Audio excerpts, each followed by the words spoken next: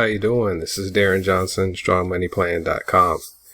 Today I wanted to shoot a video offering you some tips on what to do to renew your CopyPro Traders account at the end of the month. So when your monthly subscription is due, you're going to get a notification in the back office of CopyPro Traders that looks like this.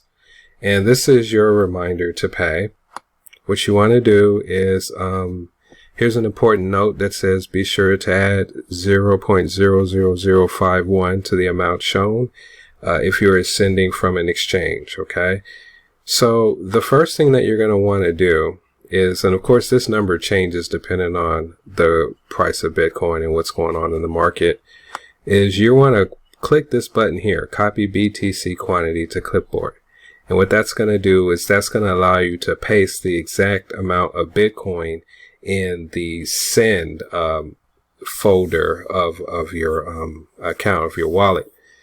And so then it gives you this BTC address to copy, and then you're going to put this in the address bar so that it sends this amount of Bitcoin to this address. All right, and you do that in whatever wallet you have. And then afterwards, it says after making your payment, click here to check the status. You can click there and it'll let you know if you're active or not. In the event that you are not active, that means typically that you did not send the $99 worth of Bitcoin to renew your account or to subscribe to your account if it's your first time.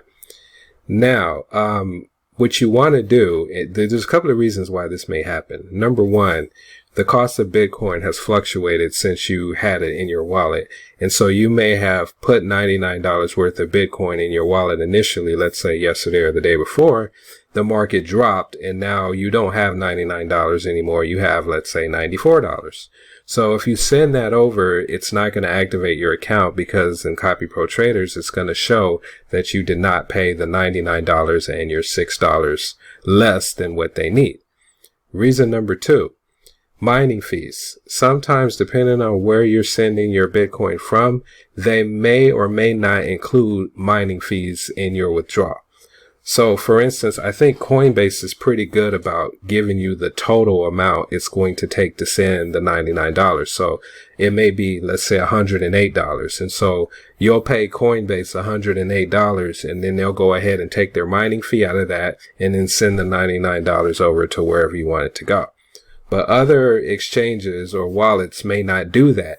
So you may think you're sending $99, but out of that $99 subtracts your mining fee. And so you end up only sending a partial payment to CopyPro Traders, thinking you sent the $99, but you didn't because some of that was actually miners fees. So those are the main reasons why people aren't getting active in CopyPro Traders after they send their money. To alleviate that, what you want to do is you want to find out what's left to be sent in the CopyPro Traders, and then you're going to have to go ahead and send that amount of Bitcoin that to equal the $99. But again, be cautious of the mining fees and make sure, like, let's say you're $6 short. You may think, okay, I'll send $6 more. That might not get it done if mining fees are coming out of your $6. So you'll be right back to square one and you'll have to send another one. So make sure that the message of this video is when you're trying to re-up in CopyPro Traders, make sure that you're sending 99 whole dollars to CopyPro Traders and not a portion of it. And if you have indeed sent a portion, it's no big deal. Just send the difference and it should activate your account and you should be good to go. All right. So this is going to be a short video. Darren Johnson, strongmoneyplan.com. I just wanted to answer this question in case people are out there wondering what's going on after they sent their Bitcoin. And if you're new to Bitcoin, it can be kind of stressful to think you sent this money and you're not getting credit for it and now you just lost money. You didn't lose money. You just didn't send enough of it to CopyPro Traders and you need to make up the difference. So that's what I wanted to kind of calm the waters there. Because again, with Bitcoin, it kind of goes across the internet and, you know, when you're sending money and you don't really see a paper trail, it can get kind of scary. But if you copy the BTC address to clipboard, you just click this. That's the other tip I want to give you. Don't manually write this in. Do not do that. because human error will kick in and you'll capitalize something that should not be capitalized, or you won't capitalize something that should be capitalized, and you'll end up making a mistake.